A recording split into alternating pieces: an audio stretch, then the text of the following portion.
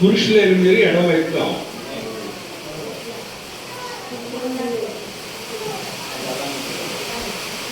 ఇదివరకు ఎలా ఉన్నా ఇప్పటివరకు ఎలా ఉన్నా నాకు సంబంధం లేదు. ఇది ఎక్కింది కనుక ఇప్పుడు మీరు ఇటు రండి, మీరు ఇటు రండి.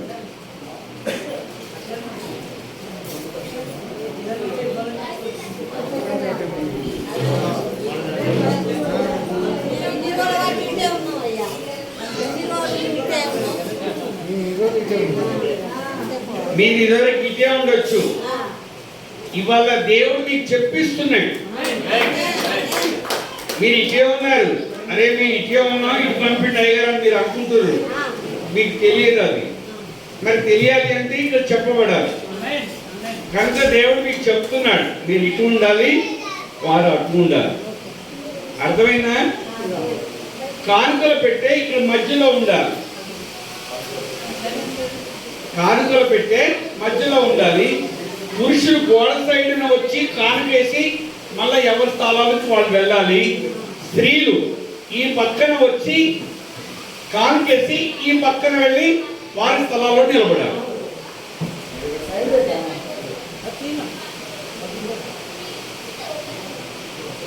సరే, మంచిది. దేవుడి స్తోత్రం. హల్లెలూయా. నా సమయం మొత్తం తీరేశారు.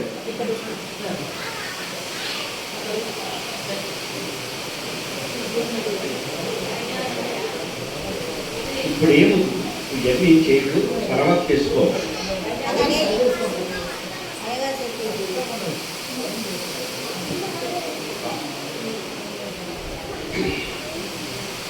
రంజిత్ అయ్య గారికి రెవరెండ్ అభిషేకం జరిగింది. ఈయన పాస్టర్ కాడు. ఇప్పుడు పాస్టర్ కంటే పెద్దోడు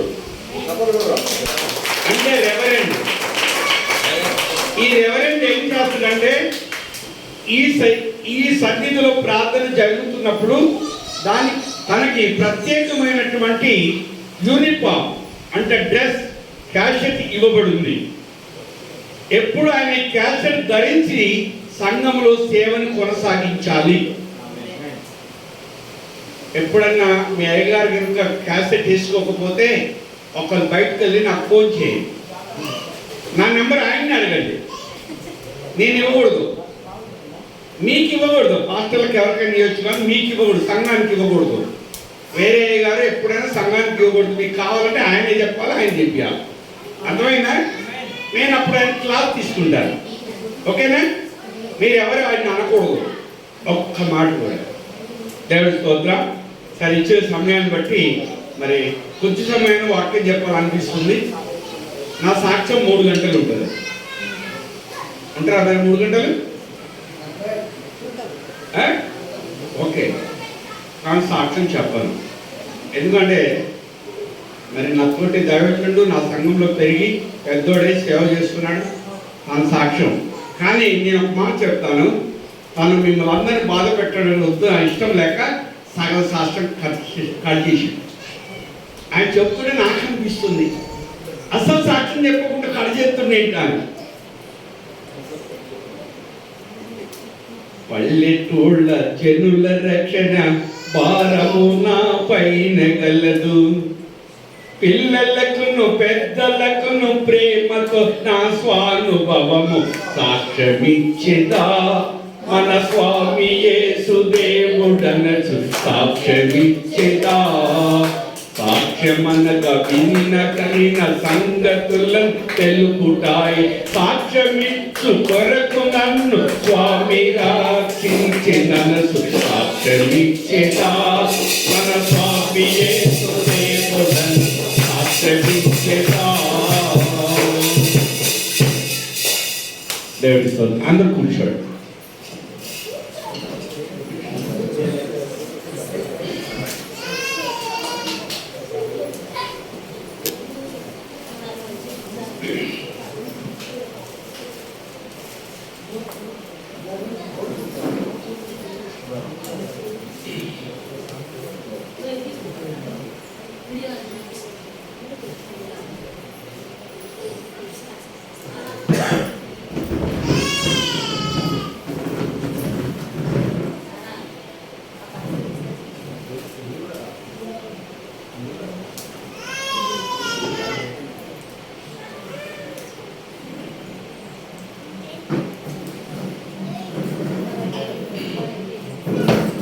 దేవుడిని నమ్మాలి అంటే దేవుని పిలుపు కావాలి.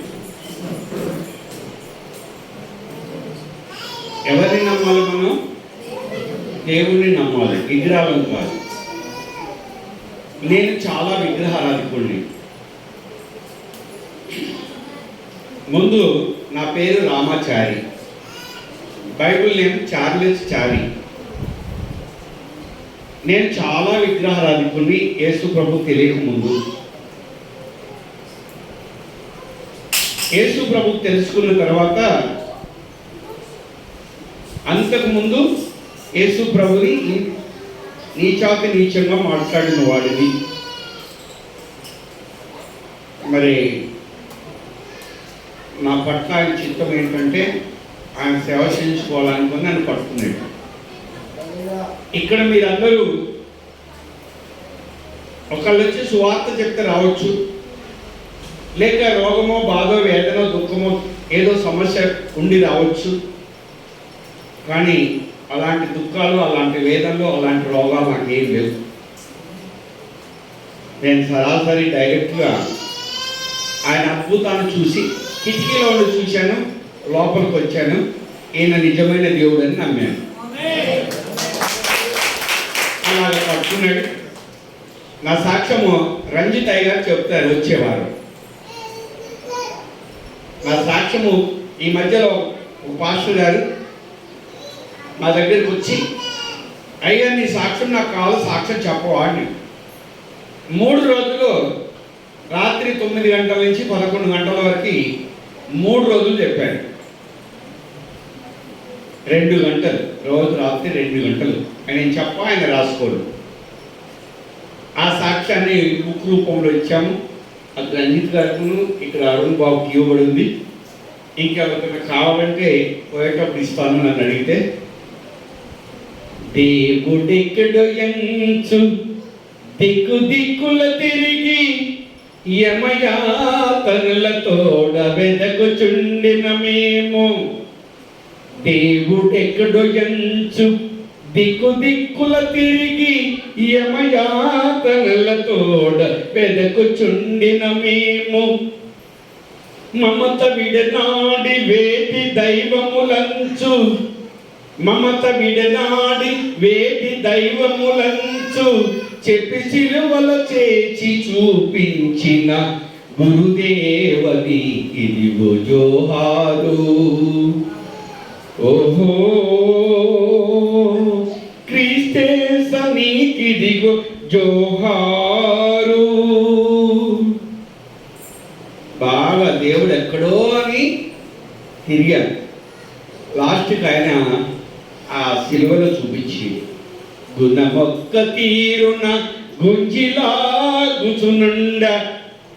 మనుషుల గుణాలు ఎలా ఉంటాయి? పదే పదే వాళ్ళ గుణాలు లాగుతూ ఉండేట. మన మనసు అలాగే లాగుతుంది నిజాలు తెలియక. వనకిన బ్రతుకంత వడి విరిగి నలిగెను, ఇక ఒక్క అడుగైన వేయలేకున్నాను. అకట గమ్యమునెట్లో కనివేగ చెనగలను. బ్రతుకంటే ఇంతేనా ప్రభువా, చావు బ్రతుకుల మధ్య చచ్చి బ్రతుకుటే బ్రతుక, బ్రతుకంటే ఇంతేనా ప్రభువా. అంటే చాలా ఉంది, సింపుల్గా చెప్పాను మీకు. ఇలాంటి పరిస్థితిలో నేనున్నాను. నా గుణం ఒకవైపు లాగుతుంది, దేవుడు ఎక్కడో తిరుగుతున్నాడు. కానీ ఏ లాభము లేదు. తర్వాత పరిశుద్ధాత్మ దేవుడు నన్ను తనే పట్టుకున్నాడు, తనే పిలిచాడు, తనే సేవ చేయించుకుంటున్నాడు. యేసు ప్రభు నమ్మకం ముందు నేను ఒక దరిద్రుడిని. తినటానికి తిండి లేదు, ఒంటికి కట్టడానికి బట్ట లేదు.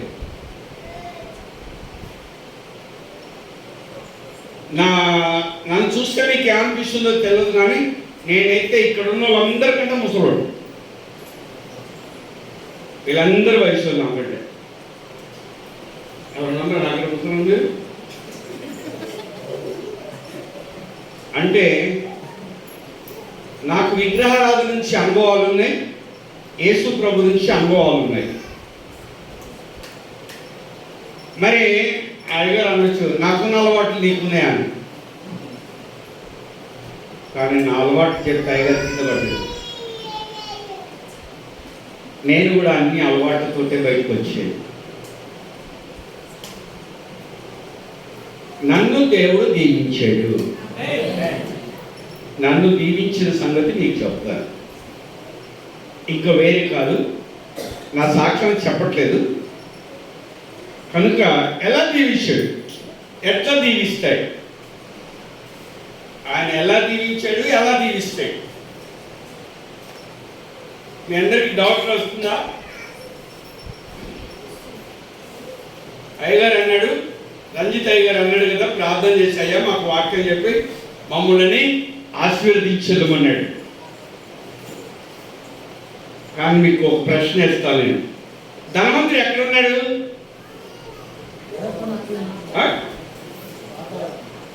ధనవంతుడు ఎక్కడున్నాడు? అయ్యగారు చెప్పండి.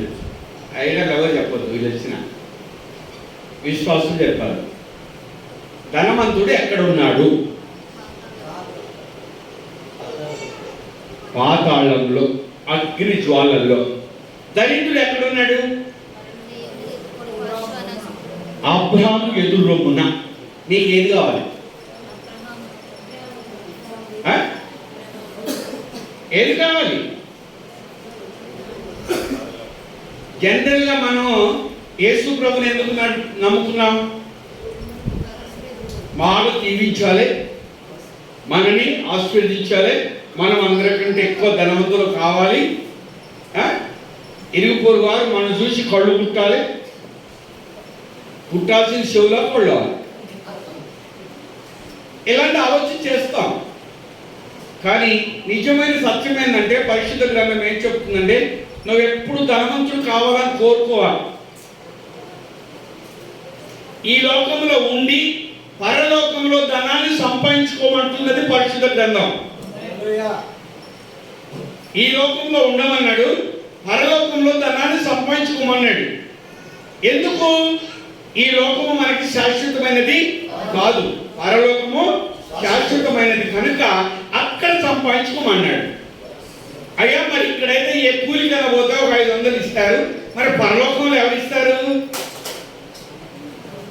నువ్వు తెచ్చిన 500లో ఒక్క 100 రూపాయలు దానం చేసావంటే పరిశుద్ధాత్మ దేవుడు పరలోకంలో నీ అకౌంట్లో 1000 రూపాయలు వేసాడు.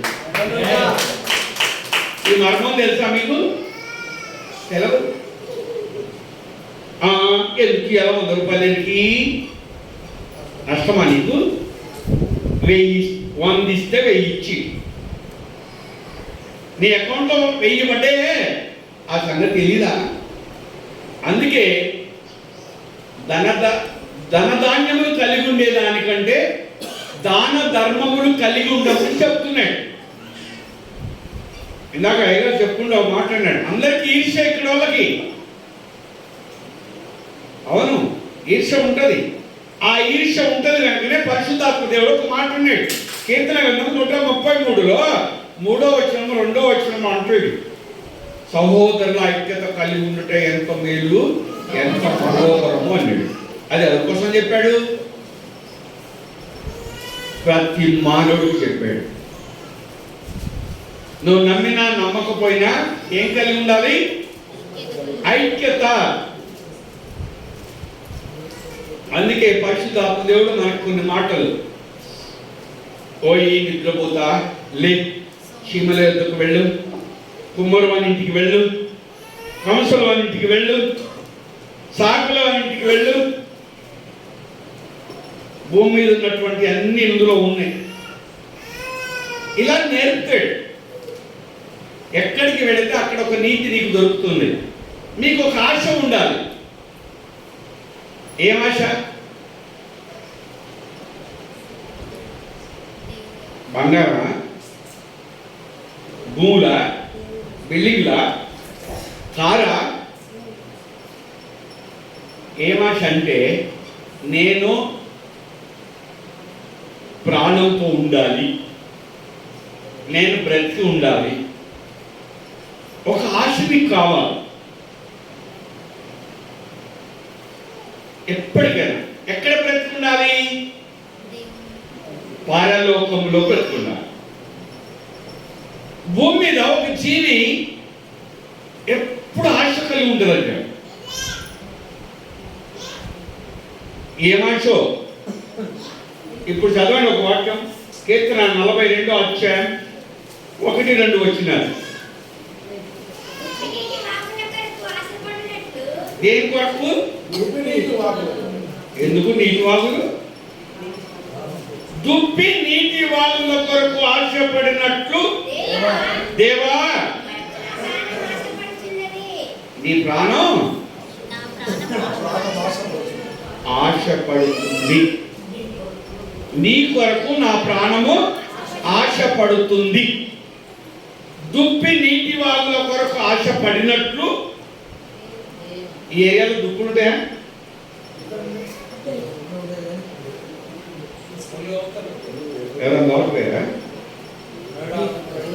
దుప్పి దానికి నీటి వాగులు ఎందుకు కోరుకుంటుంది? ఎవరికైనా తెలుసా? వాక్యం చదువుకుంటూ వెళ్ళిపోతాం. దానికి వివరణ ఏంటంటే దుప్పిలో నుంచి ఒక సువాసన వస్తుంది. మల్లెపూలు పెట్టుకున్నామకి వాసన వస్తుందా? మల్లెపూలు పెట్టుకున్నామకి వాసన వస్తుందా? వెనక ముందు పక్కన కూర్చుంటే వాళ్ళకు వస్తుంది వాసన. దుప్పిలో ఉన్నటువంటి వాసన కూడా వేటాడే మృగానికి తెలుస్తుంది. దాన్ని వేటాడి చంపి తినే మృగం ఉంటుందే, అదే పులి కానీ సింహం కానీ, వాటికి ఆ దుప్పిలో ఉన్న సువాసన వస్తుంది. ఎప్పుడైతే ఆ సువాసన వస్తుందో ఇవి వెంటాడి ఆ వాసన పట్టుకొని వెళ్ళి అది ఉన్న ప్రదేశాన్ని తెలుసుకొని దాన్ని వెంటాడతాయి. అప్పుడు ఇది ఏం చేస్తుందంటే దుప్పి నీటి వాగుల సమీపంలో ఉండి ఎప్పుడైతే మృగము దాన్ని వేటాడాలని వెంటబడదో అది వెళ్ళి ఆ నీటిలో అడుగు భాగంలో పడుకుంటుంది. అప్పుడు ఆ సువాసన అనేది మృగానికి తెలియదు. అని ఇప్పుడే వాసన వచ్చింది, ఇంతలోనే ఏమైపోయిందని అది అక్కడే దోలాడి తిరిగి వెళ్ళిపోతుంది. అది వెళ్ళిపోయిన తర్వాత ఇది నీటిలోంచి బయటకు వస్తుంది. అట్లాగే దుప్పి కలిగిన ఆశ ఇక్కడ కూర్చున్న మీ అందరికీ ఉండాలి. ఎందుకంటే తన ప్రాణాన్ని కాపాడుకోవడానికి నీళ్ళ గుంటలు వాగులు కోరుకుంది. మీ ప్రాణాన్ని కాపాడుకోవడానికి యేసయ్యను కోరుకోవాలి. అప్పుడు ఆ పరలోకంలో మీ ప్రాణం ఉంటుంది. ఇది వాక్యం కాదు, జనరల్గా మీకు హెచ్చరిక. దేవుడి స్తోత్రం. కనుక ఈ రాత్రి ఇక్కడికి మీరు వచ్చింది ఎందుకు తెలుసా? ఎవరికైనా తెలుసా మీరు ఎందుకు వచ్చారు ఇక్కడికి? అంటే రంజిత గారు ప్రార్థన ఉందన్నారు, చెప్పారు, వచ్చామంటారు కదా. అసలు ఎందుకు వచ్చారు తెలుసా? చదవండి ద్వితీయోపదేశ కాండం 26వ అధ్యాయం 17వ వచనం.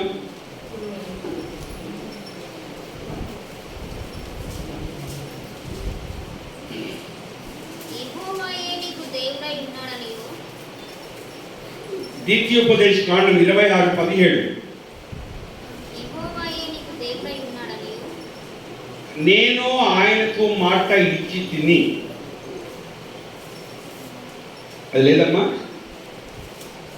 నీవు ఆయన మార్గంలో యందు నడిచి ఆయన కట్టడలను ఆయన ఆజ్ఞలను ఆయన విధులను ఆజ్ఞలను అనుసరించి ఆయన మాట విందుననియు నేడు నేను ఆయనకు మాట ఇచ్చి తిని. అన్ని ఆజ్ఞలు కట్టడలు విధులు అనుసరిస్తే అప్పుడు నువ్వు ఇందాక కోరుకునే ధనవంతుని కావాలని అప్పుడు అవుతావు. దేవుడి స్తోత్ర. వాక్యమై ఉన్నా మా దేవా, ఆత్మయై ఉన్న నా ప్రభువా, వాక్యమై ఉన్న నా దేవా, వాక్యమై ఉన్న నా ప్రభువా, స్తోత్రించదనయ్యా యేసయ్యా, నిన్ను కీర్తించదమయ్యా యేసయ్యా, స్తోత్రించదనయ్యా యేసయ్యా, నిన్ను కీర్తించదనయ్యా యేసయ్యా, వాక్యమై ఉన్న నా దేవా, ఆత్మయై ఉన్న నా ప్రభువా.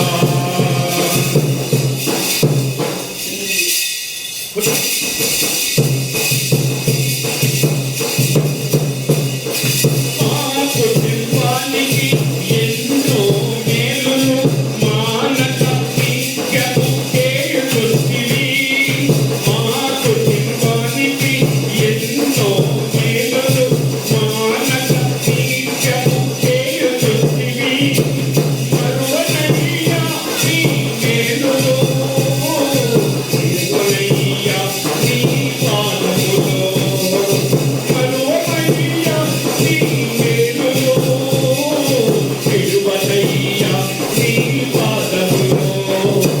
స్తోత్రించదనయ్యా యేసయ్యా, నిన్ను కీర్తించదమయ్యా యేసయ్యా, స్తోత్రించదనయ్యా యేసయ్యా, నిన్ను కీర్తించదమయ్యా యేసయ్యా, వాక్యమై ఉన్న నా దేవా, ఆత్మయై ఉన్న నా ప్రభువా, వాక్యమై ఉన్న నా దేవా, ఆత్మయై ఉన్న నా ప్రభువా.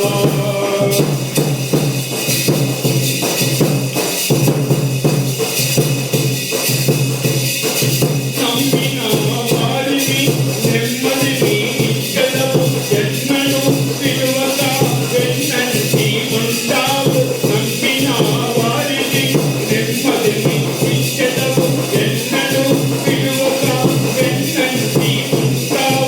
కృపవెంబడి కృపను దయచేశావు, కృపవెంబడి కృపను దయచేశావు. పర్వతాచములోనికి నడిపించావు, పర్వతాచములోనికి నడిపించావు. స్తోత్రించదనయ్యా యేసయ్యా, నిన్ను కీర్తించదమయ్యా యేసయ్యా, స్తోత్రించదనయ్యా యేసయ్యా, నిన్ను కీర్తించదమయ్యా యేసయ్యా, వాక్యమై ఉన్న నా దేవా, ఆత్మయై ఉన్న నా ప్రభువా, వాక్యమై ఉన్న నా దేవా, ఆత్మయై ఉన్న నా ప్రభువా.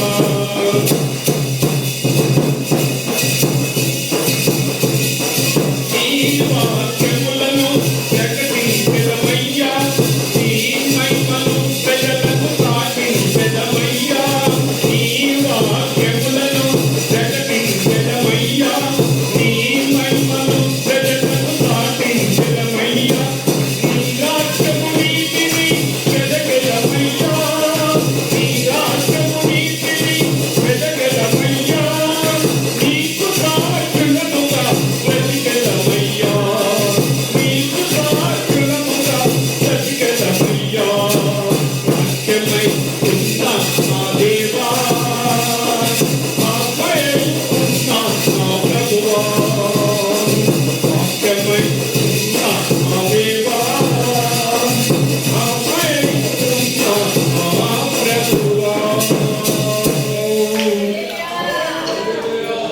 ఇప్పుడు పరిశుద్ధాత్మ దేవుడు ఈ మధ్యకు వస్తున్నాడు. ఎక్కడ ఇద్దరు ముగ్గురు కూడి నా నామములో ఉంటే వారి మధ్యలో ఉన్నాను అన్నాడు. అంటే వాక్యం ఏమై ఉన్నాడు? వాక్యము దేవుడై ఉన్నాడు, దేవుడే వాక్యమై ఉన్నాడు. ఆ వాక్యము మీ మధ్యలోకి వస్తుంది. పరిశుద్ధాత్మ మీరంటారు మోకాళ్ళ నుంచి ప్రార్థన చేస్తూ ప్రభువా నన్ను ఆశీర్వదించు ఆశీర్వదించు అంటే మీకు సంగతి తెలుసా? పరిశుద్ధాత్మ దేవుడు ఆల్రెడీ నిన్ను దీవించింది. ఆయన ఎప్పుడూ ఆశీర్వదించి, కానీ అది నీకు తెలియక ఊరికే ఆశీర్వదించు. ఏం ఆశీర్వదించాలి? ఆదికాండంలో అంటున్నాడు మాట, 1వ అధ్యాయం 28వ వచనం మాట చదవండి ఒకసారి. మీరు ఫలించి విస్తరించి భూమిని నిండించి అభివృద్ధి పొందుడి. దేవుడు వారిని ఆశీర్వదించెను. ఇప్పుడు విన్నారా? దేవుడు వారిని ఆశీర్వదించెను. ఎవరిని ఆశీర్వదించాడు? వారిని, అవ్వని, ఆదాముని. ఇంకొంచెం ఉంటుంది కదా. మీరు ఫలించి అభివృద్ధి పొంది భూమిని నింపండి.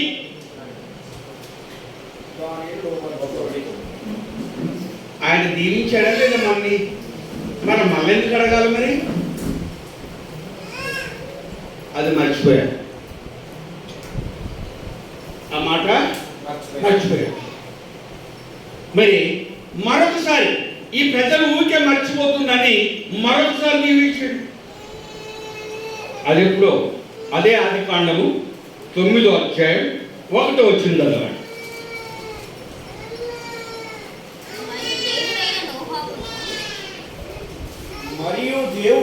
మరియు దేవుడు నోహుతో అతని కుమారులను ఆశీర్వదించి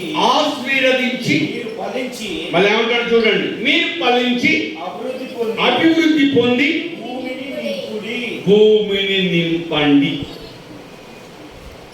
అవ్వ ఆదాము సమయంలో అదే మాట చెప్పాడు. నోహవు కాలము నోహవు దగ్గరికి వచ్చినప్పుడు అదే చెప్పాడు. ఇప్పుడు మీరు అవ్వ ఆదాము సంతానమా, నోహవు సంతానమా? అర్థమైందా? ఇప్పుడు మీరు ఎవరి పిల్లలు? మీ అబ్బాయి ఎవరు ఇప్పుడు? నోహవు. నోహవు తప్ప ఈ భూమి మీద ఇంకొక మానవుడు లేడు. అంత పేరు జలప్రళయం వచ్చేసింది, వెళ్ళిపోయాడు. కానీ ఇప్పుడు ఈ వ్యాకారంలో థామస్ గారు మరి రంజిత్ గారు ఇద్దరు కలిసి ఇక్కడ ఒక ఓడ కట్టారు. ఇది మీ అందరికి చర్చ, దేవాలయం గుడి అనుకుంటారా? దేవాలయం గుడి ఇది కాదు. ఇది దేవుడు నివసించే దేవాలయం ఇది కాదు. ఇది మీరందరూ కూర్చొని ఆయనని పొగడటానికి, ఆయన ఆరాధించడానికి, ఆయనను మహిమపరచడానికి, ఆయన స్తుతించడానికి ఏర్పాటు చేసినది స్థలాన్ని చర్చి అంటారు. అందరు కూడుకున్న దాన్ని చర్చి అంటారు. చర్చ అంత గొప్ప గొప్ప గొప్ప విషయాలు మనకు చెప్పి ఒక ఓడ, నోహవు ఓడ కడుతూ అందరికీ చెప్పాడు. ఏమని? ఇదిగో జలప్రళయం వస్తుంది, భూమి నీటితో నింపబడుతుంది, అందరూ చనిపోతారు అని చెప్తే అప్పుడు అక్కడ జనం ఏమన్నా తెలుసా? ఏం చెప్పావయ్యా నోహవు? ఇక్కడ వాగు లేదు, చెరువు లేదు, ఏరు లేదు, ఓ సముద్రం లేదు, ఓ ఇంత పెద్ద ఓడ కడుతున్నాం, ఏదో పిచ్చి పట్టింది అని నోహవు అనలేదా? ఓడ కడుతున్న కార్పెంటర్ ఎండిపోయాడు, కూలీలు ఎండిపోయారు. ఎవరైనా నోవా చెప్పిన మాట విన్నారా? ఇక్కడ థామస్ రంజిత్ చెప్తున్న మాట వింటున్నారా? ఆనాడు ఆయన చెప్పిన మాట ఒక్కడు వినలేదు. జలం వర్షం ప్రారంభమైంది, పాదాలు నిండినాయి, మోకాలు నిండినాయి, నడుముల కాడికి వచ్చింది, మెడల కాడికి వచ్చినాయి.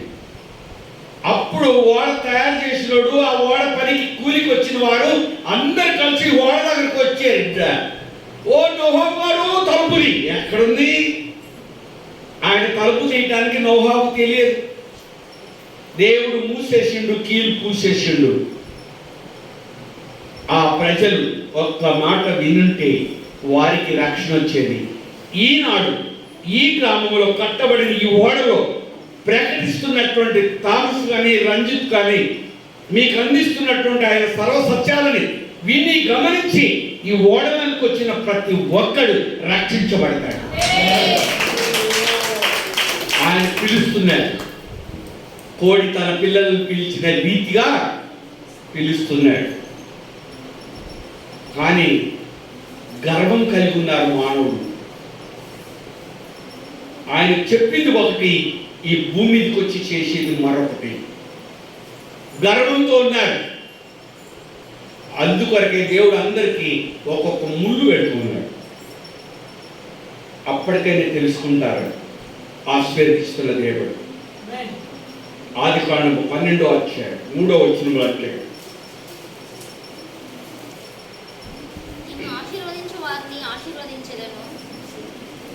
నిన్ను ఆశీర్వదించున్న వారిని ఆశీర్వదించదనని, నిన్ను శపించిన వాడిని శపించదను.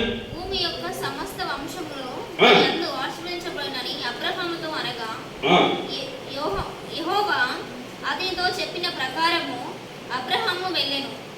ఆమేన్. ఇందాక ఐవర్ మాట్లాడుతున్నప్పుడు ఒక మాట అన్నారు, అది మళ్ళీ నేను గుర్తు చేస్తాను.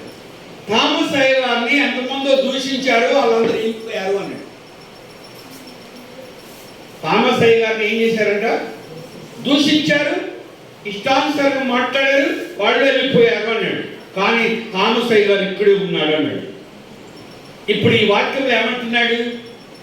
నిన్ను ఆశీర్వదించిన వారిని నేను ఆశీర్వదించదను, నిన్ను దూషించిన వాడిని, నిన్ను శపించిన వాడిని నేను శపించదను. సేవకుడిని ముట్టుకుంటే పరిశుద్ధాత్మ దేవుడు కనుముడు ముట్టుకున్నట్టు అయ్యగారు గుర్తు చేసి నా మాటలు కాపీ కొట్టాయి.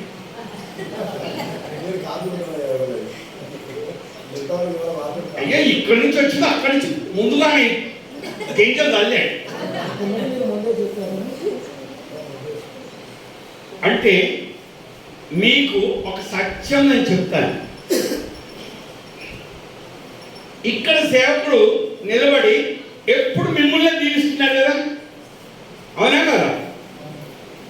మరి మీరు ఎప్పుడైనా అక్కడ నిలబడి మీ సేవకుడిని దీవించారా? దీవించారా? ప్రతిరోజు మీరు దేవాలయంలోకి చెప్పిన టైంకు రాగానే ఏం చేయాలో తెలుసా? మండగాలు ఈ బలిపీఠం వైపు చేయి చాపి, ప్రభువా నీ దాసుని కనికరించండి, నీ దాసుని ఆశీర్వదించండి, నీ దాసుని ఉన్నతమైన స్థలంలో లేవనెత్తండి అని మీరు ముందుగా ఈ దేవాలయానికి వచ్చి ప్రార్థన చేయాలి. అప్పుడు ఈ దాసుడు ఉండాల్సిన అవసరం లేదు. మీరు మీ దాసుడికి ఏమి కావాలని కోరతారో, ఏ ఆశీర్వాదం అయితే మీరు కోరతారో అది మీకే వస్తుంది.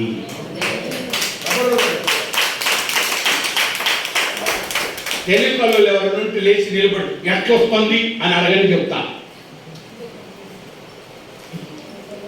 ఎవరు లేరా తెలుగులో?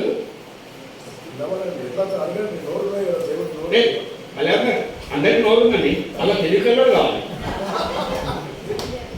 చెప్పమ్మా, అడుగుతా అడుగు.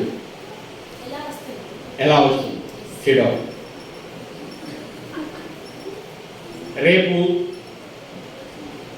మీది ఇదే ఊరా ఇంకా వేరే ఊరా? అవునా? అయితే నువ్వు రేపు ములుగుకు వెళ్ళి ఏదైనా ఒక కొట్లో ఒక బంతి కొనుక్కో. బంతి పాలు కొనుక్కొని ఇక్కడికి వచ్చి నువ్వున్న అదే స్థలంలో కూర్చొని ఆ బాల్ని ఈ గోడ కొట్టు. దానికి అతుకుద్దా? నీకు వస్తుందా?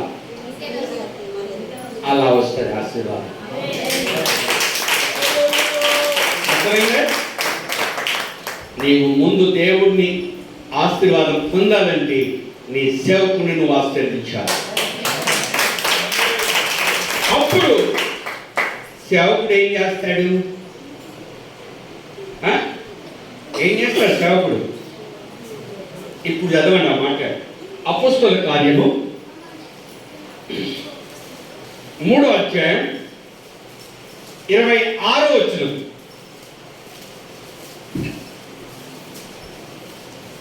దేవుడు తన సేవకుని పుట్టించి దేవుడు తన సేవకుని పుట్టించి తన సేవకుని పుట్టించి మీలో ప్రతి వానిని వాని దుష్టత్వము నుండి మళ్లించుట వలన మిమ్మును ఆశీర్వదించుటకు ఆయనను మొదట మీ యొద్దకు పంపెనని చెప్పాను. ఇక్కడికి థామస్ గారు మరి రంజిత్ గారు ఎందుకు వచ్చాడు?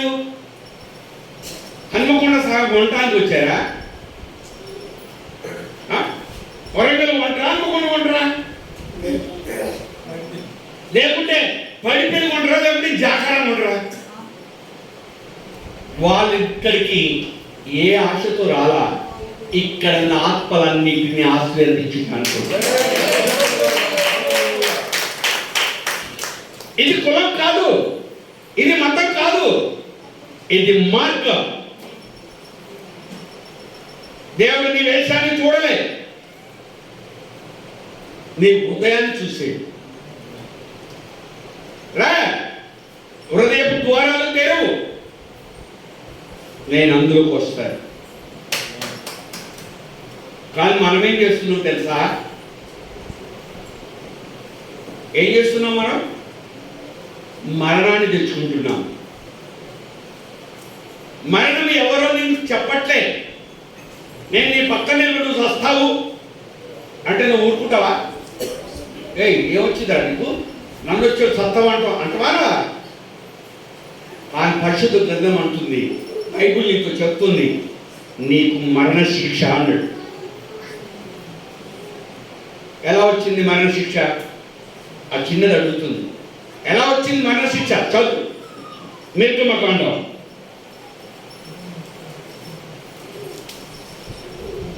35వ అధ్యాయం. నిర్గమకాండం 35వ అధ్యాయం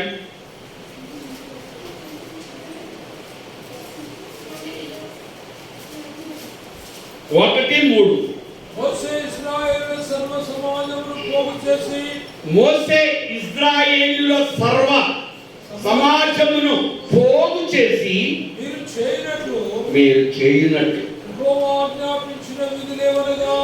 యెహోవా ఆజ్ఞాపించినటువంటి విధులు ఏమనగా, ఎన్ని రోజులమ్మా? 6 దినములు పని చేయవలను. 7వది మీకు పరిశుద్ధ దినము. అది యెహోవా యొక్క విశ్రాంతి దినము. దానిలో పని చేయు ప్రతి వాడును ఏ శిక్ష? ఈ బైబిల్ తప్పు రాసిందా? అందరి బైబిల్ అదే ఉందా? అయ్యగారు తప్పు చదివాడా? ఎవరు తెచ్చుకున్నారు మరణ శిక్ష? హఠాత్తుగా మరణం వస్తుంది అంటే, అరే ఇప్పుడు బాగుండు, ఇప్పుడు నాతో మాట్లాడిడు, ఇప్పుడు బాగుంది, ఇప్పుడు వాళ్ళ ఇంటికి వెళ్ళి గ్లాసు మంచిలాగా వచ్చినా నీ త్వరలో చచ్చిపోయిందా? దేవుడు మాట వినకపోవటం. నిన్ను రాత్రి పగళ్ళు 6 రోజులు పని చేసుకొని కట్టలు సంపాదించి పెట్టుకోమన్నాడు. కానీ 7వ రోజు మాది నా విశ్రాంతి దినము. దానిలో నీవును, నీ కొడుకు, నీ కోడలు, నీ బిడ్డ, నీ అత్త, నీ మామ, నీ భార్య, నీ మనరాలు మరియు నీ ఇంట్లో దాసుడు ఎక్కడుండాలి? ఆయన సన్నిధిలో ఉండాలి. అర్థమవుతుందా? మరణ శిక్ష తప్పించబడాలి అంటే నువ్వు ఆయన సన్నిధిలో ఉండాలి. నీ సహోదరి సహోదరుడా, యేసు ప్రభు నమ్మటం నాకు జోకు కాదు. నేను నమ్మాను, నా తమ్ముడు నమ్మాడు, మా అన్నయ్య నమ్మాడు.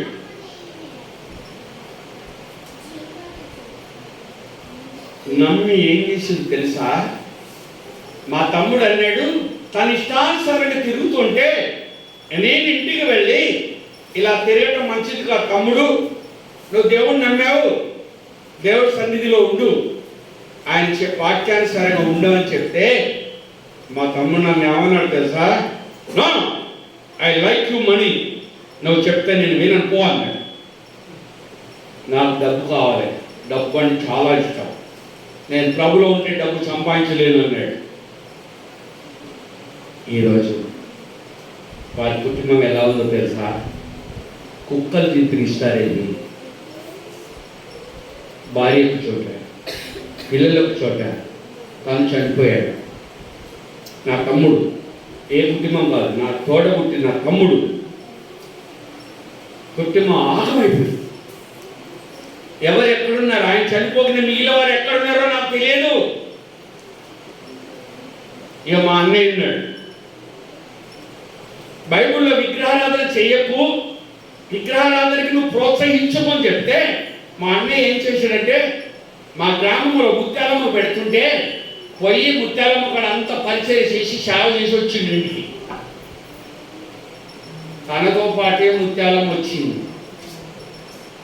దానికి తెలుసు ఈ యేసుప్రభు నమ్మాడు, ఇవాళ నా దగ్గరకు వచ్చి ఈ సంగతి చూస్తున్నాడు. వచ్చి ఏం చేసింది తెలుసా? వాని బరిదొడకి కడుపులో ప్లేస్ అనిపించి మా అన్నయ్య ఏమంటాడు తెలుసా? అరే యేసుప్రభు ఉన్నాడు కదా, నా బరిదుడు ఎట్లా చచ్చిపోయింది ఆట, నువ్వు చేసిన దుర్మార్గం పని చచ్చిపోయింది. యేసుప్రభు నాకేం సాయం లేదు, నేను నమ్ముకోడు పో. ఇవాళ వాడి బ్రతుకు ఆగమాగం అడిగాడు, పడినాడు, వాడు బ్రతికే ఉన్నాడు. నమ్మి వదిలిపెట్టిన వారి కుటుంబాలు ఇలాంటి చాలా ఉన్నాయి, చిత్రాలు చిత్రమైన హింసలకు గురై ఉన్నారు. ప్రభుని నమ్మటం గొప్పతనం కాదు, ఆయన వాక్యాన్ని పాటించటం గొప్పతనం. వాక్యాన్ని విను, కట్టడి అనుసరించు. నీ ఇంటికి ఒక కట్టడి ఉంటుంది, నీకు ఒక కట్టడి ఉంటుంది, ఆజ్ఞలు ఉన్నాయి. అవన్నీ చెప్పడానికి మాకు టైం లేదు. నేను నా అయ్యగారు రంజిత్ అయ్య గారు నాకు ఇచ్చే టైం ఏంది, 9ంటికి మీరు వాక్యం ముగించాలన్నాడు. ఇప్పుడు ఒకసారి గడియారం చూసుకొని ఎంతో ముగించే టైంలో నాకు వాక్యం చెప్పమని బయట ఇచ్చేది. మీరు ఎప్పుడైనా దేవాలయానికి వచ్చినప్పుడు ముగ్గురు తీసుకురావకండి, తెలుసుకా? ముగ్గురు వాళ్ళు కూడా చెప్పాలా? మీరు వచ్చేటప్పుడు మీ వెంట ఎప్పుడు ముగ్గురు వస్తారంట, మీ ఫ్రెండ్స్, వాళ్ళు రావద్దు. ఇక వాళ్ళు వచ్చిందంటే చాలు, వాళ్ళెమ్మటి వాళ్ళ తల్లులు వస్తాయి. రంజిత్ గారు ఎప్పుడు ముగ్గురు తీసుకొచ్చిన ముందే అడగండి, ఒకవేళ తెస్తే వాళ్ళ గేట్ అవతల ఉంచండి, లోపలికి రానివ్వండి. ఒకవేళ ఎవరు ఆ ముగ్గురు తెలవని చెప్తా, వాళ్ళ పేర్లు చెప్పనా? ఊగులమ్మ, జోగులమ్మ, కులుకులమ్మ అమ్మలు వస్తాయి. వాళ్ళు ముగ్గురు రావద్దు మీ అమ్మటి, లాస్ట్కి కులుకుతుంది. పరిశుద్ధాత్మ కీర్తన గ్రంథంలో ఒక మాట అంటున్నాడు, 112వ అధ్యాయం 2వ వచనం.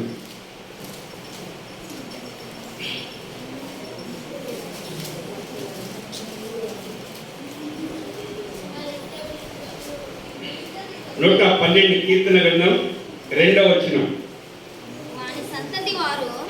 వాని సంతతి వారు భూమి మీద బలవంతులై యథార్థవంతులు వంశపు వారు దీవింపబడుదురు. ఎవరి సంతతి?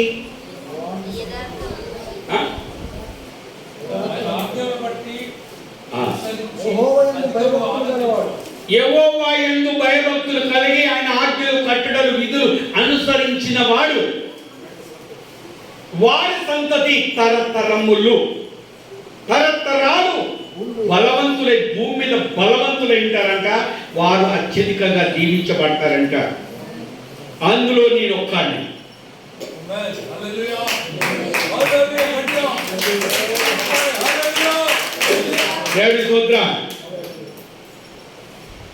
ఇది నిజం. నేను యేసు ప్రభుని నమ్మినప్పుడు ఒక కొడుకు ఆయన నమ్మిన 3-4 నెలలకు 5 నెలలకు 6 నెలలకు మర్చిపోయాడు. పర్సు మర్చిపోయింది, ఇక్కడ డబ్బులు కూడా లేదు. ఇప్పుడు రంజితయ్య గారు మమ్మల్ని ఎలా పంపించాడు? పర్సు అంటే ఫోటో చూపించేవాడు. 82 సంవత్సరం 1982లో నా కొడుకు చనిపోయాడు. 1 సంవత్సరం బాగా మా అన్న బరిద్రుడు తత్తి దేవుని వదిలిపెట్టిండు. నేను కొడుకు చేస్తే నేనెవరు వదిలిపెట్టాలి? నువ్వు ఎవరు చెప్పినా నేను అనుకో, నాకు ఈశ్వరమే కావాలి. ఒరే నువ్వు ఇంతకాడికి వచ్చావురా, నువ్వు కొడుకు చచ్చిపోయినా యేసుప్రభే కావాలంటున్నారా అని సాధారణ నా పెళ్ళాన్ని తీసుకుని వెళ్ళిపోయింది. 1.5 సంవత్సరం పోయింది. నాకు ప్రవే కావాలి. పోయేటప్పుడు 3 నెలల గర్భిణితో పోయింది. పోయినాక కొడుకుని కన్నది. 6 నెలల తర్వాత ఆ కొడుకు, అబ్బా ఎంత అదృష్టవంతుడో, మా మామగారు వచ్చి అన్నాడు. అవునా, అయితే నువ్వు ఉంచుకో, ఆ అదృష్టం నీకే అవుతుంది. నీకు అంత ఆడపిల్లలే కదా, నువ్వే చదువుకోపో అన్నాడు. నాకొద్దు మొరపెట్టే ఇవాళ వచ్చి మాట్లాడిండు. ఇంటికి వీడు వారానికి వాడు వచ్చాడు. అయిపోయిందా? 2 వచ్చారు, 2 వేరు. అప్పుడు నేను దరిద్రుని అందరవుతున్నా, కానీ ప్రభుని మాత్రం వదలటాలేదు. ఏ ఆదివారమో తప్పట్లేదు, విశ్రాంతి దినాన్ని పాటిస్తున్నాను. వరంగల్ అంటర్ రోడ్డు నుంచి కేశవంతులం ప్రార్థన పోతున్నాను. ఆ రోజుల్లో 83 సంవత్సరాల సంగతి మీకు చెప్తున్నాను. కానీ దేవుడి సన్నిధిలో నేను నమ్మకంగా ఆయన పాదాలు పట్టుకొని ఉంటే మరలా నాకు దేవుడు మొదలుగా సంఘాన్ని ఇచ్చింది. రవీంద్ర రెడ్డి, అర్నాథ్, నేను ముగ్గురం కలిసి మరిపేట బంగ్లాలో 86 సంవత్సరం జనవరి 6వ తారీఖు సంఘాన్ని ప్రారంభించాడు. అప్పుడు మీకు సాక్ష్యం చెప్పి మికాయిల్ గారు లేరు అంటే వాళ్ళలో ఉన్నాడు, కానీ సంఘంలో లేడు. ప్రారంభించిన తర్వాత సంఘము, ఆ గ్రామానికి మొట్టమొదటి పాస్టర్ని నేనే. నా ద్వారా సంఘం నిలబడింది. 3 జిల్లాలు కదిలింపబడ్డాయి, అనేక ఆత్మలు రక్షింపబడ్డాయి. అప్పుడు మళ్ళా దేవుడు నాకు మరలా కొడుకునిచ్చి మరలా ఇంకో కొడుకునిచ్చి మరలా ఇంకో కొడుకునిచ్చి ఎంతమంది గొప్ప మిగతా పోయిన వాళ్ళు చెప్పండి, వాళ్ళని చెప్పరా లెక్క. నేను 5 కొడుకులు కలిగిన తండ్రిని. నేను 3 తిరిగి దేవుడికి ఇచ్చాను, 3 మళ్ళా నాకు ఇచ్చి వద్దు అన్న భార్యను తీసుకొచ్చాడు. ఇవాళ సంఘంలో గొప్ప సేవకురాలైందా? ఇవాళ నేను ఎందుకు ఈ మాట చెప్తున్నానంటే, నేను ఏ రికమెండేషన్ చేయలే, నేను ఏ రూపాయి ఫీజు కట్టి పిల్లలు చదివిలే. వాళ్ళే డిగ్రీ చదివారు, వాళ్ళ ఫీజులు మీలాంటి విశ్వాసులే. అయ్యగారు మీ అబ్బాయి ఫీజు నేను కడతా, ఈ సంవత్సరం ఫీజు అంతా నేనే కడతా అది ఫీజులు కట్టారు. వాళ్ళ పిల్లలు చదువుతున్నారు. ఇవాళ పెద్దబాబు హన్మకొండలో ఐఓబి బ్యాంకులో మేనేజర్గా నిలుస్తున్నాడు. 2వ బాబు ఖమ్మం గ్రైన్ మార్కెట్లో కంప్యూటర్ ఆపరేటర్గా చేస్తున్నాడు. 3వ బాబు 4th బెటాలియన్లో కానిస్టేబుల్గా చేస్తున్నాడు. పరిశుద్ధాత్మ దేవుడు, వారి సంతతి వారు బలవంతులు. నేను ఆయన మాట విన్నాను, ఆయన నా పిల్లల్ని ఆశీర్వదించి. పెద్ద బాబుకి 1 కొడుకు 1 బిడ్డ. ఇంకా మిగతా వాళ్ళకి 2 ఏం లేదు. ఆయన ఇష్టం. ఈయన కూడా నేను అడగను. వాళ్ళకి ఇయ్యని కూడా అడగరు. ఎందుకు? ఆయనకి వాళ్ళకి ఇవ్వాలా వద్దా అన్న సంగతి ఎవరికి తెలుసు? ఆయన చూసుకుంటాడు. ఆ నమ్మకం నీకుందా? ఆ ధైర్యం నీకుందా?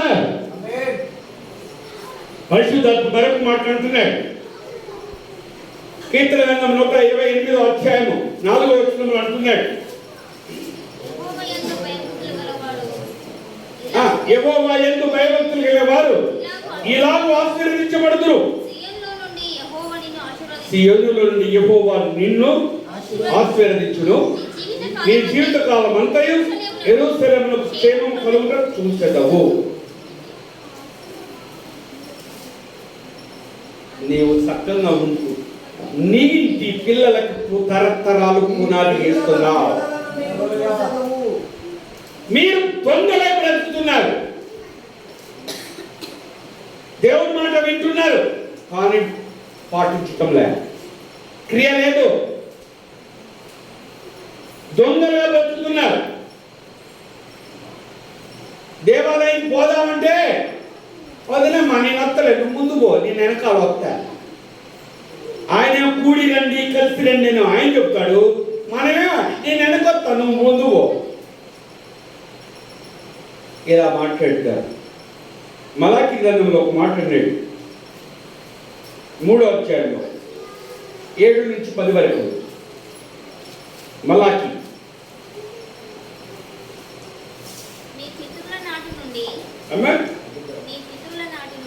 నీ పితరుల నాటి నుండి మీరు నా కట్టడలను ఏం చేశారు? ఏం చేశారు? నేను చెప్పాలి. ఏం చేశారు? మీ పితరుల నాటి నుండి అంటే మన తాత ముత్తాతల కాలం నుండి నా కట్టడలను ఏం చేశారు? నెట్టి వేశారు, త్రోసి వేశారు. ఇంకా అయితే మీరు నా తట్టు తిరిగినడలా నేను మీ తట్టు తిరుగుదునని సైన్యానికి అధిపతి అయిన యెహోవా సెలవిచ్చుచున్నాడు. మేము దేని విషయంలో మీ తట్టు తిరుగుదామని మీరందరూ మానవుడు దేవుని యొద్ద దొంగిలినా? అయితే మీరు నా యొద్ద దొంగిలించితిరి. నిజమా అబద్ధమా చెప్పండి, విశ్వాసం లేదు మీరు? ఈ మాట అబద్ధమా? 100% నిజం. దేని విషయంలో మీరందరూ ఇప్పుతారు?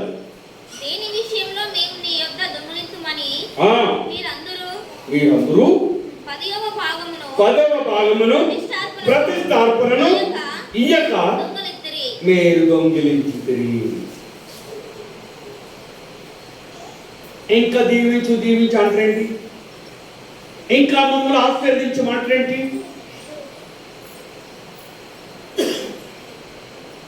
ఒక్క విషయం,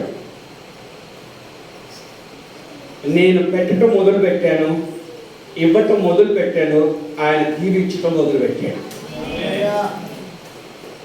నేను సంవత్సరానికి సంఘంలో 100 మంది విధవరాళ్ళకి చీరలు పంచిపెట్టా.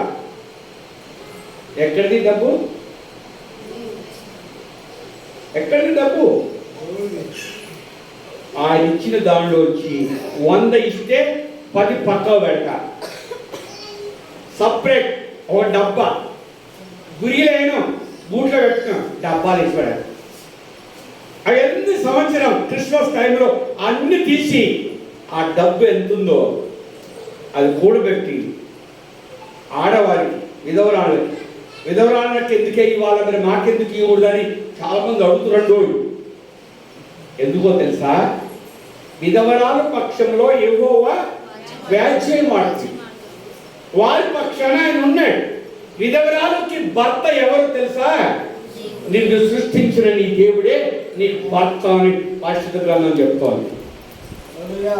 మరి ఆ డబ్బు దేవుడిది కనుక, ఆ డబ్బు ఆమె భర్తది కనుక, ఆ డబ్బు పెట్టి ఆ పండగ నాడు ఆమె చీర కొనిస్తే, అబ్బా నా భర్త ఉండుంటే కొనిచ్చేవాడు అనుకుంటుంది కదా. ఇవాళ భర్త లేకపోతే ఆ దైవ రూపమే కొనిస్తే అప్పుడు ఎంత సంతోషపడుతుంది? ప్రతి సేవకుడు చేయవలసిన పని అది. ప్రతి విశ్వాసి దొంగతనము చేయకూడదు. నీ సంపాదించిన సంపదలోంచి 10వ వంతు ఖచ్చితంగా చేయాలి. ఎందుకు వేయాలంటే నీకు ఇచ్చిన జ్ఞానం, నీకు ఇచ్చిన తెలివి, నీకు ఇచ్చిన ఈ కంటి చూపు, ఈ వెలుగు, ఆకాశపు వెలుగు, ఆకాశపు మంచు, అది నాది. అందుకు నువ్వు 10వ వంతు నాకు ఇవ్వాలని గ్రంథం చెబుతుంది. మీరు దీవించబడాలంటే ఈ పని ఖచ్చితంగా చేయాలి. ఇది చేయకపోతే నీకు ఏ దీవెన రాదు. మిగతాలే ఐదు చెప్పండి, నేను బయటికి పోతాను. ఆయన అడగాను. నేను చాలా మంది బట్టలు పంచి పెడతాను. కొందరు తెలిసి పంచి పెడతాను, కొందరు తెలియక పంచి పెడతాను. ఒకప్పుడు బట్టలే నాకు. ఇప్పుడు మీ ముందు నిలబడున్నాను ఈ షూట్ వేసుకొని. ఈ షూట్ ఎన్ని ఉన్నాయి తెలుసా? 10 ఉన్నాయి. ఎవరిచ్చారు? షూట్ ఇప్పితే ఉన్న ప్యాంట్ సెట్ ఉందే, అవి ఎన్ని ఉన్నాయి తెలుసా? 100 ఉన్నాయి.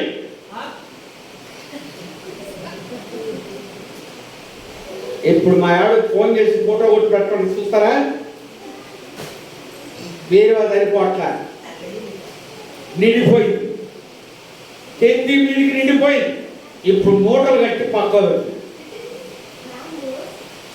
ఇలాంటి వాళ్ళకి ఎవరికైనా ఇద్దామంటే ఎవరు రాట్లే, ఎవరు కూడా ముందుకొచ్చి తీసుకోలేకపోతాను. మరి మీకేంటంటే మీ భార్యకి ఎన్ని నేను అనొచ్చు కదా. మీరు కట్టింది కట్టకుండా కడితే 365 రోజులు కట్టదు.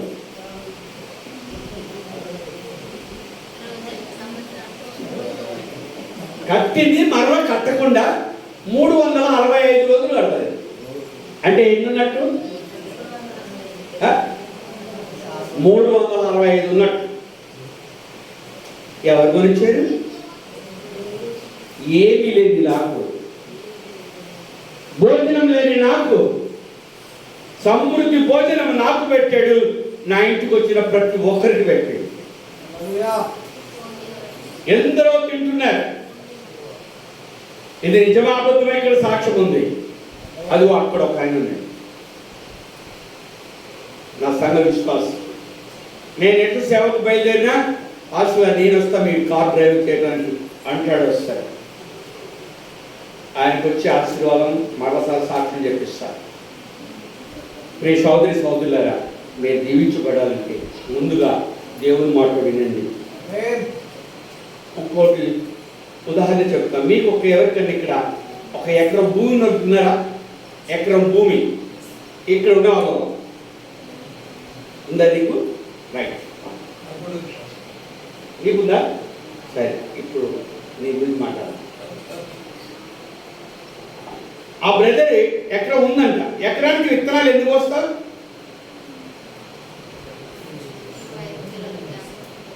3 గుంచాలు. 1 ఎకరం పొలానికి 3 గుంచాలు విత్తనం పడుతుంది. నాకు లేదు భూమి. మా చిన్నప్పుడు 5 ఎకరాలు ఉంది. నేను వెరిగేసాక ఆశ్చర్యపోయింది. కాకి వచ్చింది ఎక్కపోయింది. ఇప్పుడు ఏం లేదు, 1 కిలో జావ తప్ప. మా నాన్న నాకు సంపాదించి ఇచ్చిండు గుంట. నేను నమ్మిన దేవుడు ఇచ్చాడు 14 గుంటలు. ఆ 14 గుంటలు రంజిత ఇలా చూసి వచ్చింది, పోయి పట్టుకొచ్చింది. మా నాన్న నన్ను కన్నోడు ఇచ్చిందంట 1 గుంట. కానీ రక్తం ఇచ్చి కడిగి నన్ను శుద్ధి చేసి పెంచిన వాడు ఇచ్చిందంట 14 గుంటలు. నీవు గుంట 1 ఎకరానికి 6 కుంచ అంటే 3 గుంచాలు విత్తనం పోసి ఎన్ని పుట్లు ఎత్తుకుంటున్నావు? 4 పుట్లు ఎత్తుకుంటున్నావు. పోసింది ఎంత? 3 గుంచాలు. ఎత్తుకుంది ఎంత? 4 పుట్లు. భూమికి నువ్వు ఇస్తే 3 గుంచాలు ఇస్తే భూమి తిరిగి నీకు 4 పుట్లు ఇచ్చిందే. నీవు దేవుడికి ఇస్తే దేవుడు నీకు తిరిగి ఇవ్వడా? భూమికి అంత జ్ఞానం ఉంటే దేవుడికి ఇంకెంత జ్ఞానం ఉండాలి? ఎప్పుడన్నా ఆలోచించారా? దేవుడి పని వదిలిపెట్టి కూలికి పోయిన వాడికి ఏ రోగం వస్తుందో తెలుసా మీకు? తెలుసా? చెప్పండి. మనోవ్యాధి. మనోవ్యాధికి మందు ఉందా? నువ్వు సంపాదించిన 300 వెళ్ళిపోవాలి, ఖర్చు అయిపోయింది. ఆ వ్యాధికి తక్కువ. ఎందుకు వచ్చింది మనోవ్యాధి అంటే, ఇక్కడ దేవుడి సన్నిధికి వచ్చి నువ్వు చేయవలసిన ప్రార్థన చేయకుండా నువ్వు కూలిపోయినందుకు ఆ మనోవ్యాధి వచ్చింది. అది యేషయా గ్రంథంలో ఉంది, ఇర్మియా గ్రంథంలో ఉంది. తర్వాత అంతా చదువుకోండి, మీకు దొరుకుతుంది. దొరకకపోతే నాకు ఫోన్ చేయండి, మీకు రెఫరెన్స్ ఇస్తా. ఇప్పుడైతే చెప్పండి. ఇప్పుడు ఒకటి చెప్పిన మరణ శిక్ష, అలాంటి శిక్షలకు మీరు పాత్రలు కావద్దు. మీరు ఆశీర్వదించబడాలని సంపూర్ణమైన కోరిక. మీరు ఎక్కడ దొంగతనం చేయకండి, దేవుడికి ఇవ్వవలసింది ఇవ్వండి. అప్పుడు ఇక్కడ వచ్చి కూర్చొని ఇక్కడ పట్టుకోండి. ఎందుకు ఇవ్వ? నీది నీకు ఇచ్చినప్పుడు నాకెందుకు ఇవ్వ అనే ధైర్యము, శక్తి దేవుడు మీకు ఇచ్చాడు. నాది నాకు ఇచ్చి నన్ను శోధించండి, ఆకాశపు వాకిళ్ళు విప్పి పట్టుజాలకు ఇస్తారుగా నీకు ఆశీర్వాదం కుమరిస్తా అన్నాడు. ఒకవేళ నువ్వు ఇయ్యకపోతే నీవు జీతం చేసి తెచ్చిన సంపాదన చిరిగిపోయిన సంచిలో వేసినట్టుగా ఉంటుంది అని. చిరిగిపోయిన సంచిలో తెచ్చిన ఏమైపోతాయి? ఈ చిరిగిపోయిన సంచి గుర్తొచ్చిందండి. ఒక మాట చెప్తాను. మా సడ్డకుడికి బొబ్బెలు అంటే ఇష్టం. బొబ్బెలు ఎందుకు? గుగ్గిలో తింటాను. ఆడికి సూర్యాపేట. ఒకరోజు అన్నాడు కదా, అరే నీకేమైనా బొబ్బెలు దొరికితే పట్టుకురా అన్నాడు. ఎందుకన్నా అన్న, నాకు తినబుద్ధి అవుతుంది రా అన్నాడు. సర్లే అన్నాను, హస్తలే మనకు ఎవరు ఎలాంటి విశ్వాసం కూలిపోయిన వాళ్ళు, పండించిన వాళ్ళు ఆవిడ ఇద్దరు తెచ్చి పెడతారు. ఆడ అడిగినందుకు ఒక ఆవిడ 3 సోళ్ళు తెచ్చిపెట్టింది. 3 సోలలు వచ్చి 2 సోలలు కొత్త సంచిలో పోసుకున్నాం. కొత్త సంచిలో చిన్న బెజ్జాలు ఉంటాయా? ఉండవు కదా, పోసుకున్నాం. ఒక్క సోళ్ళు మా ఇంట్లో ఉంచుకున్నాం. దర్జాగా యమహా బండి ఎక్కిన సూర్యాపేట బయలుదేరిగా నేను మా ఆవిడ. సూర్యాపేట పోయినాక ఆ బండికి తగిలించి సంచి తీసుకుపోయి వాళ్ళకి ఇయ్యమ్మా అన్న. ఆయన ఏం చేసింది తెలుసా? సంచి చూసింది, సంచిలో ఏం లేదు, ఏం లేదు. ఓ లేకపోతే లేవయ్యా అన్నది. ఎడిపోయిందమ్మా అన్న. కింద చూస్తే చదువు బెంజం పడు. బంగాళం మొదలుపెట్టి సూర్యాపేటకి ఎదబెట్టిన. మీరు సంపాదించింది కూడా చిరిగిపోయి దాంట్లో ఇట్లనే ఉంటుంది. మీరు సంపాదించుకునేది కాదు, అక్కడ సంపాదించుకోండి. ఇక్కడ సంపాదించావో దొంగలు కన్నమేస్తారు, చిమ్మెట పడుతుంది, తుప్పు పడుతుంది. అక్కడ సమృద్ధిగా దాచిపెట్టే. నీవు వెళ్ళి నీవు ఇక్కడికి వచ్చినప్పుడు అది నీకు అవసరము అన్నాడు దేవుడు. అక్కడ సంపాదించండి పరిశుద్ధాత్మ సన్నిధిలో. దేవుడు మరొక మాట అంటున్నాడు. నేను ఇంకొక మాట చెప్పి ముగిస్తాను. లూకా సువార్త 24వ అధ్యాయం 50వ వచనం.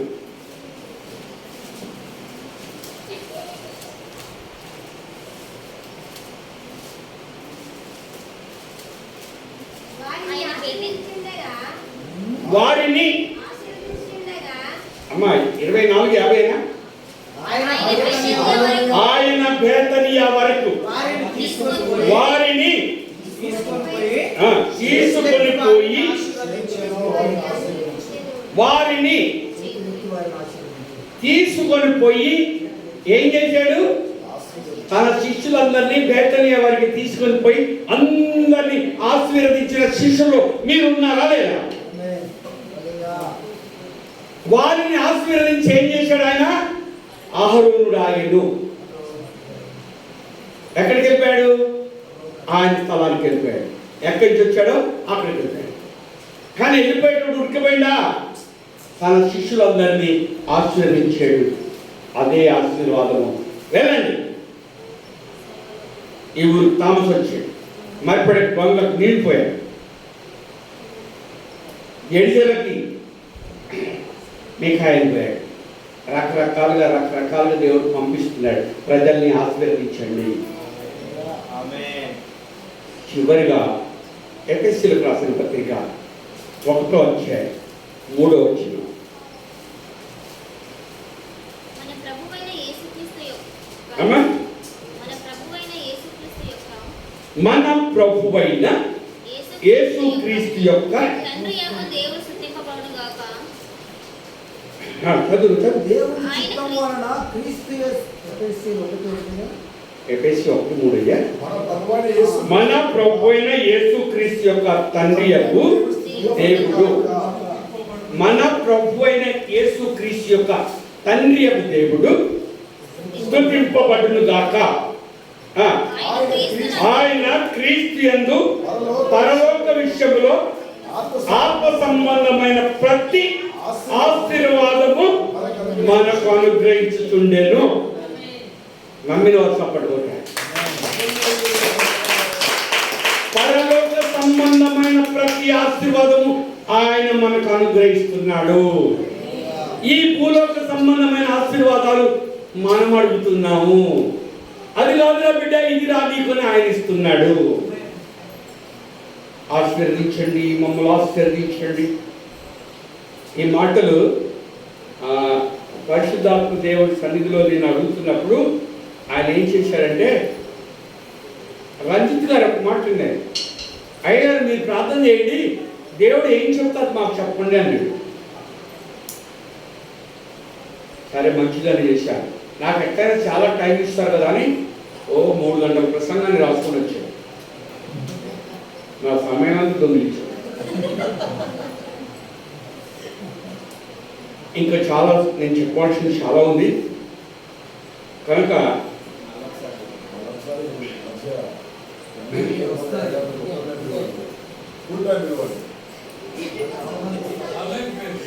ఏమిచ్చి రుణం తీర్చెండు నా యేసయ్యా, నీ ప్రేమకై, నీ జాలికై, నీ ప్రేమకై, నీ జాలికై స్తుతి స్తోత్రం ఆరాధన.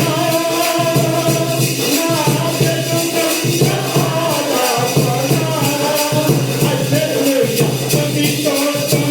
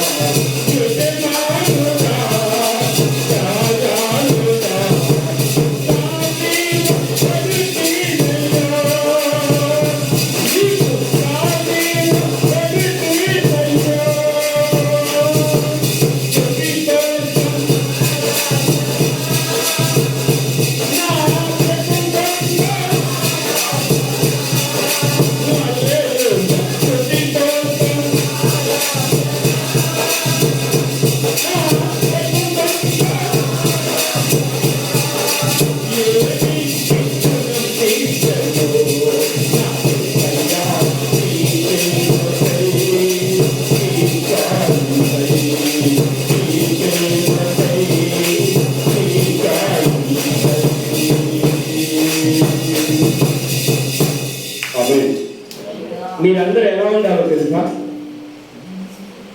ఒకసారి పక్కన వాళ్ళు సేకరించుకోండి. ఎలా ఉండాలో తెలుసా? నా నోటి మాట కాదు, పరిశుద్ధ గ్రంథం చెప్పుకుంది. యోహాను సువార్త 11వ అధ్యాయము 34-35 చదవండి, ముగింపు మాట. మీరు ఒకరినొకరు ప్రేమింపవలెనని అమ్మా మీరు ఒకరినొకరు ప్రేమింపవలెనని అమ్మ కొద్ది నాకు చెవుడమ్మ కొంచెం కొద్ది గట్టి చదవండి. మీరు ఒకరి ఎడల ఒకరిని ఒకడు ప్రేమ గలవారై ఆ, దీనిని బట్టి మీరు నా శిష్యులు అందరూ మీరందరూ యేసే శిష్యులుగా ఉండాలి అంటే మీరేం చేయాలి? ఒకరిని ఒకరు ప్రేమించుకోవాలి. అప్పుడు మీరు నా శిష్యులు అన్నాడు. కానీ ఈ ప్రపంచంలో ఉన్న మనుషులలో క్రైస్తవులు ఉన్నారు. అంటే యేసు ప్రభువుని నమ్మిన వారు ఉన్నారు, నమ్మని వారు ఉన్నారు. నమ్మని వారి కంటే నమ్మిన వారిలోనే ఎక్కువ శత్రువులు. ఇది నిజమా అబద్ధం అయ్యగారు? నిజం. కానీ వాక్యం ఏమంటుంది? ఒకరినొకరు ప్రేమించుకోండి, అప్పుడు మీరు నా శిష్యులు అంటున్నారు. ప్రేమ శాశ్వత కాలముండును, ప్రేమ అన్నిటిలో శ్రేష్టమో. ప్రేమ ఎప్పటి వరకు ఉంటుందట? శాశ్వత కాలం ఉంటుంది. ప్రేమ అన్నిటిలో శ్రేష్టమో.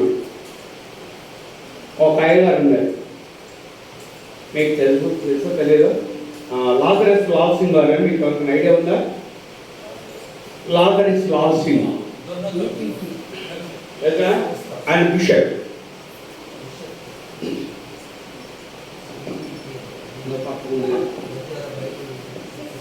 అయ్యగారు గ్రంథం ఏమన్నా ముఖ్యం. ఆయన గారికి నాకు ఇలా పంచాయతీ కొట్టుకోవడం ఒకటే తక్కువ. అంటే మీ పాత్రం కదండి, మరి ఆ పాత్రతో మీరెందుకు పంచాయతీ అంటారా అనకండి. దాని కూడా కారణం చెప్తారు. బాప్తిజం అంటే మాకు ఇష్టం లేదు. బాప్తిజం మీద నేను చాలా తగ్గపోరు గొడవ పెట్టుకున్నాను. ఆయనతో పంచాయతీ పెట్టుకున్నాను. ఇచ్చాడులే. యేసు ప్రభు నా కొరకు బాప్తిజం తీసుకున్నాడు. యేసు ప్రభు నా కొరకు శిలవ మోసిండు. యేసు ప్రభు నా కొరకు శిలవ కొట్టించుకుండు. యేసు ప్రభు నా కొరకు కోడాలతో కొట్టించుకుండు. ఇంకా బాప్తిజం అంటే అన్ని ఆయన నా కొరకు చేశాడు. ఏది అవసరం లేదు. ఆయన సిఎస్ఐలో గొప్ప పాస్టర్. ఇప్పుడు హైదరాబాద్లో ఆయన బంజారా ట్రస్ట్ పెట్టి సేవ చేస్తున్నారు. అలా గొడవలు పెట్టుకున్నాం మేము. ఆ రకంగా ఎందరో పాస్టర్లను ఎదిరించిన నేను, అట్లా ఉన్న నన్ను దేవుడు ఏం చేశాడు తెలుసా? ప్రేమతో ముందు పిలిచాడు. బా ఇంత ప్రేమతో పిలుస్తుండేది. ముందు పిలిచి అన్నాడు తెలుసా?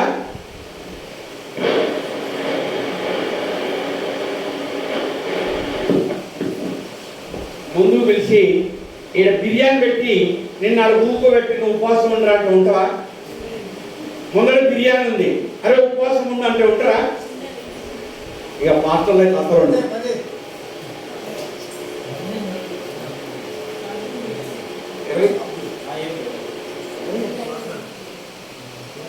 అట్లా గొడవ పెట్టుకున్నా. ఒక రోజు నా పరిశుద్ధాత్మ దేవుడు నన్ను పిలిచాడు. ఏం చెప్తున్నాడంటే స్టార్ట్ ఇమీడియట్లీ ఫాస్టింగ్ అన్నాడు. ఎంతమంది తెలిసి మాట? ఒకసారి ఇద్దరే తెలిసి 3, 4, 5, 6, 7 మినిటే. కానీ ఈ మాటకి నాకు అర్థం లేదు. ఏం చేయాలో అర్థం కావట్లేదు. 3 నెలలు అయింది. 3 నెలల్లో ఆయన నాకు దగ్గర 12 సార్లు చెప్పుకుంటాడు. వెనక మరల వినపడుతుంది షోలో స్టార్ట్ ఇమ్మీడియట్లీ ఫాస్టింగ్ అంటారు, ఉపవాసం. ఆ సంగతి తెలియక ఒక రోజు నేను రైల్వే స్టేషన్ గవర్నమెంట్లో స్టేషన్ మాస్టర్ కూర్చొని ఆయనతో మాట్లాడుతుంటే ఆయన కొలిక్ ఒక ఆయన వచ్చి, సార్ నేను ఈరోజు ఫాస్టింగ్ ఉన్నా సార్, నాకు కొంచెం పర్మిషన్, నేను సార్ ఇంటికి వెళ్తాను.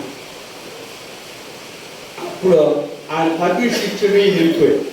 అప్పుడు నేను అడిగాను, అయ్యా ఫాస్టింగ్ అంటే ఏంటిది? పిచ్చోడా ఫాస్టింగ్ అంటే తెలవదు అని అన్నాడు. తెలిస్తే నేను ఎందుకు అడుగుతాను. అప్పుడు ఆయన చెప్పాడు, ఫాస్టింగ్ అంటే ఉపవాసం అయ్యా అన్నాడు. అవునా, అయితే నాకు 3 months నుంచి ఈ మాట నా చెవులకు వినపడుతుంది, నీ లెక్క చెప్పేది ఏందన్నా? పిచ్చోడా దేవుడు నిన్ను పిలుస్తున్నాడు, ఉపవాసం మాట ఉండు అన్నాడు. ఉపవాసం అంటే ఏమని నాకు ఆ మార్పిలా చెప్పిన మాటకి వెంటనే ఉపవాసం స్టార్ట్ చేశారు. 42 రోజులని ప్రకటించారు. మొదలు పెట్టారు. సంఘంలో అందరూ అంటున్నారు, ఈయన ఎక్కబోతారు, ఈయన లేకపోతారు, ఈయన హాస్పిటల్ వేస్తారు. అలా తీసుకోండి.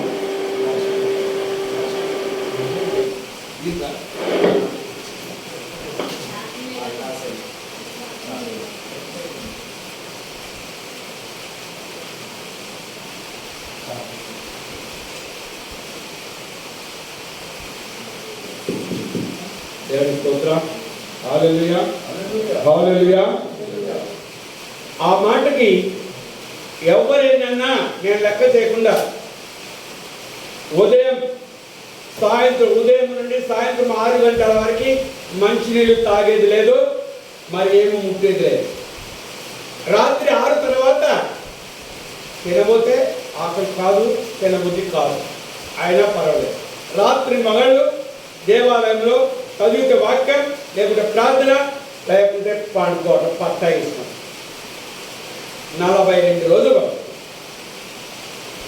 అద్భుతాలంటే అద్భుతాలు కావు. దయ్యాలు మాట్లాడుతున్నాయి. బలిపీఠం ముందు నిలబడి ప్రార్థన చేస్తే యోగా లేచిపోతుండ్రు, అక్కడ దర్వాజా ముందు పడుతున్నారు. ఏంటి అద్భుతాలు? మాకు భయం ఇస్తారు. మాకేం తెలియదు, పరిశుద్ధాత్మ తెలియదు, వాక్యం తెలియదు, నాకు ఏమీ తెలియదు. సైతాలు ఉంటాయని తెలియదు, దూతలు ఉంటాయని తెలియదు. ఆ రోజుల్లో అలా జరిగింది. 42 రోజులు అయిపోయినాక పెద్ద ప్రార్థన జరిగింది. అప్పుడు ఉన్నారా మీరు? ఉపవాస ప్రార్థన. ఇంకప్పుడు మీరు పోలే. తర్వాత ఒక ఆయన వచ్చి ఎక్కబోయాడు. అందరు 40 మంది ఎక్కువ. సరే అయిపోయింది కదా. పరిశుద్ధాత్మ ఏమన్నా తెలుసా? ఉపవాస ప్రార్థన అయిపోయిన 3వ రోజు ఏమంటుందంటే స్టార్ట్ ఇమ్మీడియట్లీ బాప్టిజం అన్నాడు. కోరి దేవుడు ఉపవాసం అంటాడు, ఉన్నాను, మళ్ళీ బాప్టిజం అంటాడుగా. మనుషులు ఎవరు చెప్పట్టే, పరిశుద్ధాత్మ చెప్తున్నాడు, అది వినపడుతుంది. అప్పుడు వెంటనే ప్రభువా నాకు ఎవరిస్తాడయా బాప్టిజం? ఈ ఏరియాలో ఉన్న పాస్టర్లందరినీ తిట్టినా, ఎవరిని లెక్క చేయలే. నాకెవడిస్తాడయా అని దేవుడిని అడుగుతుంటే దేవుడు ఒక మాట అన్నాడు, నీకొకరిని బాప్టిజం ఇవ్వడానికి పంపిస్తున్నాను.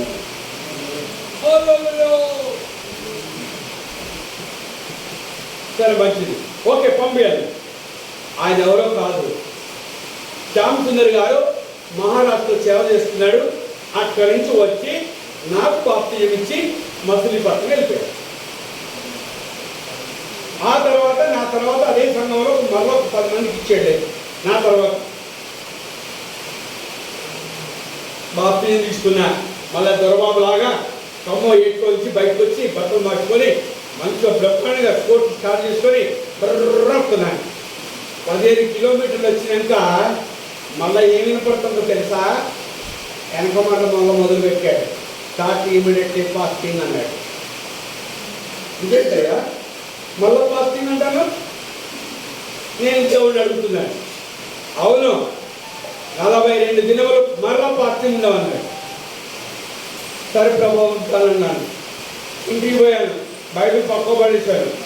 మా అమ్మగారితో చెప్పారు, ఏమమ్మా మళ్ళా దేవుడు ఫాస్టింగ్ ఉండమన్నాడు, రేపు నుంచి ఫాస్టింగ్ అన్నాడు. 3 రోజులు కూడా రాలేదు కదా, మళ్ళీ ఫాస్టింగ్ అన్నది. అవును, ఆయన చెప్పింది వినాలని ఫాస్టింగ్ మొదలుపెట్టి అప్పుడు ప్రభుని ఎందుకు ప్రభువా నాకు మరలా పార్టీని ఇచ్చావా అన్నాడు. ఇది నీకు పనిష్మెంట్ అన్నాడు. పరిశుద్ధ గ్రంథంలో ఏ మాట అయినను తీసివేయకూడదు, ఏమైనా కలపకూడదు. చదివావా? చదివానయ్యా. మరి నువ్వేం చేసావు? బాప్తిజం లేదంటావు. ఎవరిచ్చాడు ఈ అధికారం? బాప్తిజం విషయంలో సేవకులతో గొడవ పెడతావా? ఇది నీకు పనిష్మెంట్ అన్నాడు. నేను సోదరులారా, 1 సంవత్సరం నా 84 రోజులు ఉపవాసం ఉన్నాను. అప్పుడు పరిశుద్ధాత్మ శక్తి ఏంటో తెలిసింది. నేను ఎదిరించిన దానికి తప్పు ఏంటో తెలిసింది. ఎప్పుడైతే ఆయన మాట విన్నానో అప్పటి నుంచి నన్ను జీవించడం మొదలుపెట్టాడు. అద్భుతంగా ఈరోజు నేను ముందు ఉన్నాను. ఒకవేళ ఇవాళకి లెక్కేస్తుంటే దేవుడు తీసుకుపోయి ఉంటే ఇప్పుడు నాకు 9 నెలలు అయ్యింది. 9 నెలల క్రితం వెళ్ళిపోయాడు. ఆయన అంచులోకి పోయి మళ్ళీ వచ్చాడు. నోటి మాట బంద్ అయింది, నడక బంద్ అయింది, దేవాలయం పోయేది లేదు, పిచ్చోళ్ళలాగా కూర్చున్నాడు, మూవోళ్ళలాగా ఉన్నాయి. ఏ సమయంలో చచ్చిపోతుందో అని నా కొరకు చూశాడు. సీరియస్ అయింది. కానీ దేవుడు మళ్ళా కనికరించాడు. అయితే నేను అన్నాను, నా నోరు ఇస్తావా? నువ్వు నోరు ఆగకుండా సేవ చేస్తా. కాళ్ళకు శక్తినివ్వు, ఎక్కడికంటే అక్కడికి వెళ్తా. ఆయనకి నేను మాట ఇచ్చాను. ఈరోజు జాకారం వచ్చింది. సహోదరుడా, మీకు నేను జోకు చెప్పదు, ఇది సీరియస్. నేను జీవించబడ్డ విధానం చెప్పాను, మీరు జీవించబడండి. మరలా నేను వచ్చినాడు, అయ్యా మీరు చెప్పిన మాటలు నేను విన్నాను, ఆ మాటలు ఈ దేవాలయంలో ఉంచాను, ఇవాళ నేను స్థితికి ఎదిగాను అని చెప్పాను. ఆ మాటలు ఇంకా మీకు కొన్ని మాటలు నేను రంజితయ్య గారు చెప్తాను. ఆయన మీకు రేపు ఆదివారం చెప్తారు. కొన్ని నోట్ చేసిన మాటలు ఉన్నాయి, కొన్ని హెచ్చరికలు ఉన్నాయి. ప్రజలకు విశ్వాసానికి నా మాటగా అందరికి వినిపించండి. వచ్చే వారం అదే వాక్యం. దేవుడి స్తోత్రం, హల్లెలూయా. కనుక దేవుడు ఈ మాటలను దీవించి ఆశీర్వదించుగాక. ప్రార్థన చేస్తారు.